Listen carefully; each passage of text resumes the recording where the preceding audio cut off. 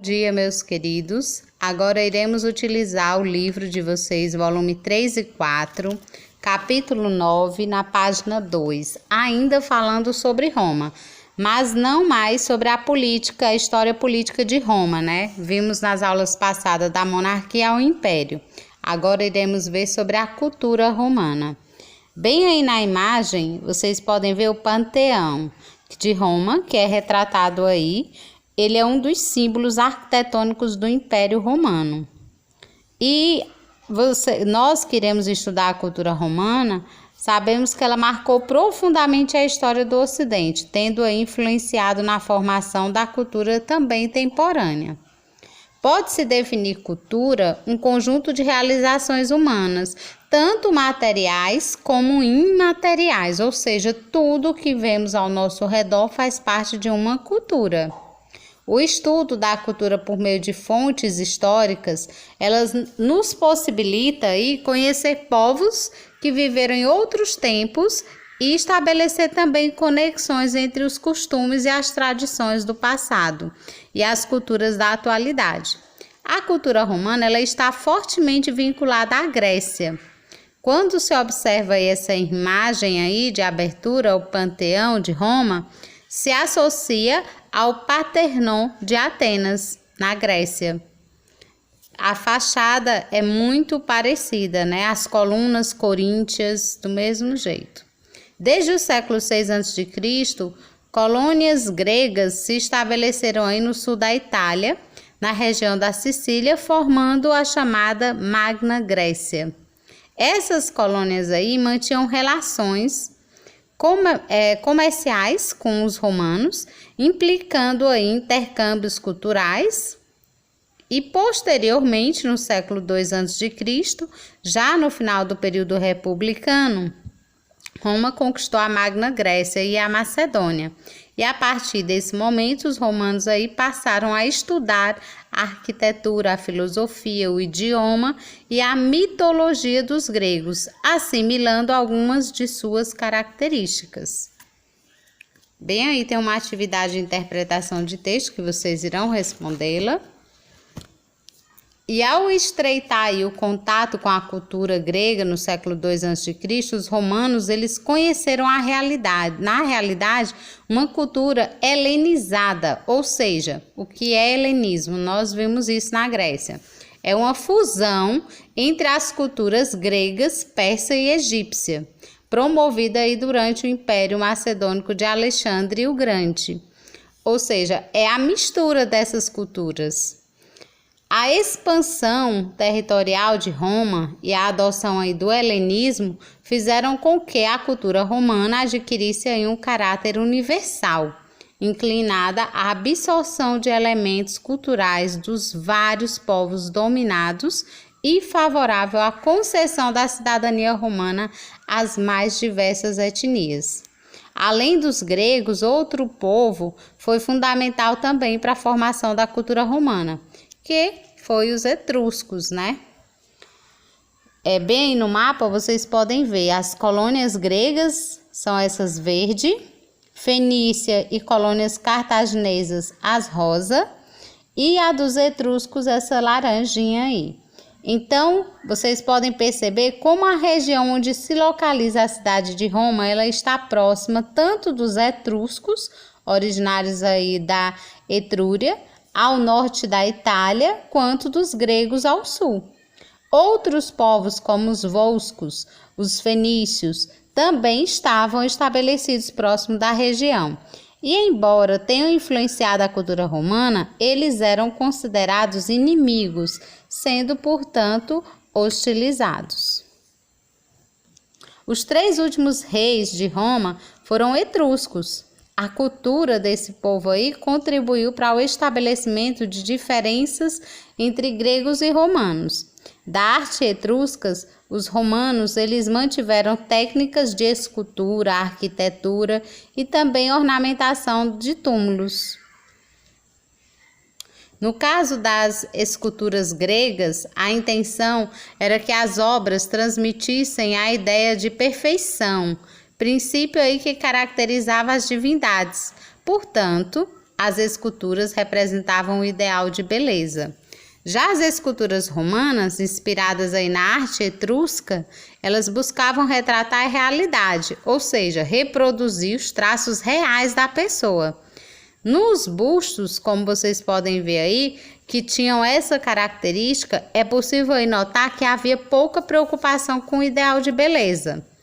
Com base nas referências etruscas e gregas, os romanos eles desenvolveram aí uma cultura própria e a espalharam aí por todo o mar Mediterrâneo. A difusão dessa cultura, somada aí à contribuição helenística, produziu também o que se costuma chamar de antiguidade clássica, que é frequentemente associada aí à suposta superioridade cultural dos gregos e romanos. Aí também na página 5 tem essa atividade que eu quero que vocês a realizem. Os romanos eles ergueram templos aos seus deuses e neles eles retrataram temas relacionados à ideia de supremacia e poder. Na escultura buscava-se aí retratar as pessoas de forma realista. Os magistrados encomendavam esculturas de si e de seus familiares para colocá-las em praças, monumentos, no fórum da cidade e também em suas casas e vilas.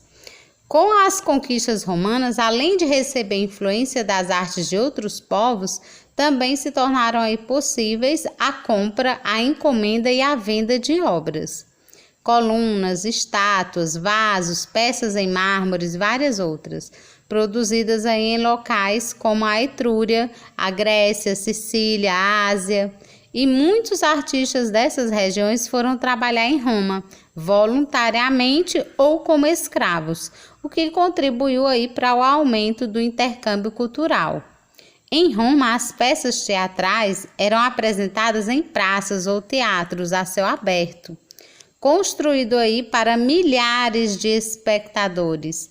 Algumas peças aí se baseavam em poemas gregos, que contavam histórias de heróis, ou em comédias romanas, inspiradas aí na dramaturgia, né, que é a arte de escrever e representar peças de teatro. Dramaturgia helênica. Alguns escritores romanos, aliás, escreviam em língua grega. Apesar da inspiração na dramaturgia helênica, os romanos eles adaptavam as obras conforme suas necessidades e o seu modo de vida. Bem, aí vocês estão vendo o teatro romano, viu?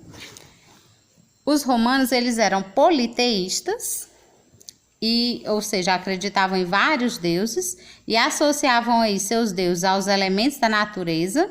À medida que as fronteiras da cidade foram crescendo e os romanos começaram a entrar em contato com outros povos e culturas, diversos hábitos, costumes, os estrangeiros, eles foram aí assimilados, entre os quais alguns relacionados a aspectos religiosos.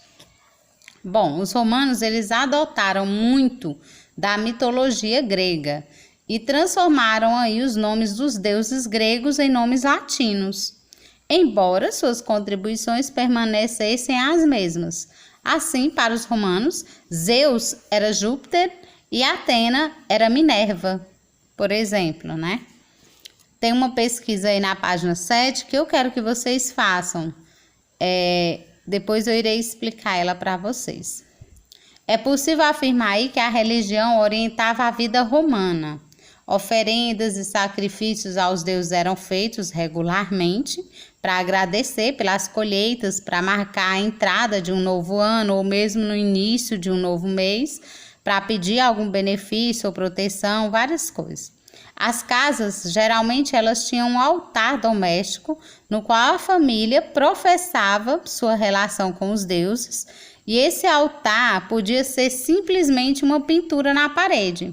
As cidades também tinham as próprias deidades, ou seja, divindades protetoras, o que resultava aí em um calendário religioso com dias de festas e de descanso, diferente para cada uma delas. Ao contrário de outras civilizações da antiguidade, os sacerdotes romanos eles não formavam um grupo à parte.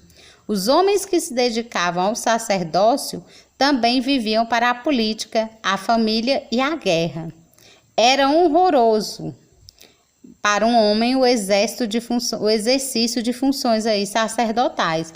Os mais importantes eram os pontífices, sendo o Pontifex Maximus, sumo pontífice, o principal. Esse cargo aí passou a ser ocupado pelo imperador desde Otávio Augusto, que governou aí de 27 a.C. a 14 depois de Cristo. Entre as mulheres existia as sacerdotisas que serviam aí no templo de Vesta, conhecidas aí como vestais, que é essas aí que vocês estão vendo. Apenas as meninas de origem nobre poderiam ser recrutadas para essa tarefa, convocadas aí por volta dos 7 anos de idade, faziam votos de pureza e de servir no templo por 30 anos. A deusa Vesta, ela representava o fogo sagrado da cidade, por isso diversos cultos oficiais eram promovidos em sua homenagem, e as vestais deveriam cuidar para que a chama nunca se apagasse. Bem, aí vocês estão vendo aí a vestal carregando aí o fogo sagrado, né? Para se tornar uma sacerdotisa da deusa Vesta, a menina deveria ser fisicamente perfeita. Não poderia ser órfã e seus pais não podiam ainda ter nascido escravo. Não podia ser escravo. Os cultos aos diversos deuses romanos, eles foram realizados por muito tempo em Roma, durante o período aí da República. Foram incorporadas novas influências, como as divindades egípcias, né? Os deuses Osíris e Ísis, por exemplo, eles foram incorporados aí no culto aos deuses. Cristianismo. O cristianismo ele teve como berço a região da Palestina, em Belém, uma província romana governada aí por Pôncio Pilatos, onde nasceu um homem chamado Jesus de Nazaré. Segundo o cristianismo, Jesus foi enviado por Deus para salvar os seres humanos e ele foi reconhecido como o Messias, cuja vinda havia sido anunciada por profetas. Jesus pregava o amor a Deus e ao próximo. O cristianismo condenava o militarismo e a escravidão praticada pelos romanos. Na região da Palestina viviam muitos judeus que acreditavam na existência de um só Deus, porém Jesus defendia que ele era o Filho de Deus, o chamado Cristo. O cristianismo se apresentou aí como uma doutrina baseada aí na crença de que todos poderiam se salvar por meio da fé e das boas obras feitas em vida.